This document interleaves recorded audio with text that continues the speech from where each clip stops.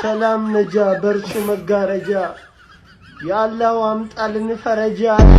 ሞከርነ ጣርነ ምን ላድርግ እኔ ያላሰለሰ ጥረት አድርጌያለሁ።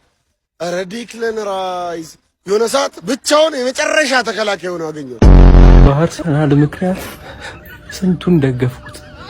ሻምፒዮንስ ሊግ ላይ ሄድኩ፣ ክለብ ብሩጅ፣ ኤፍኤ ካፕ ምናምን ካራቦ ሄድኩኝ።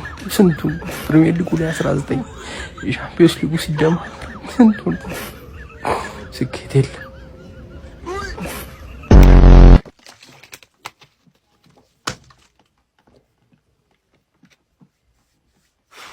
አረ ወያላ በቃ በየሳምንቱ በቃ መጨፈር ነው የምታውቀው። መደሰት ማለት ነው።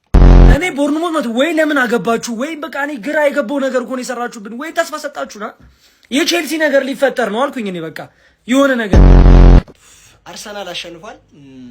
እንከፍ የሆነ የአርሰናል ደጋፊ ዳኛ እያጠቁ ሊያሻሙ ሲል ነፋ።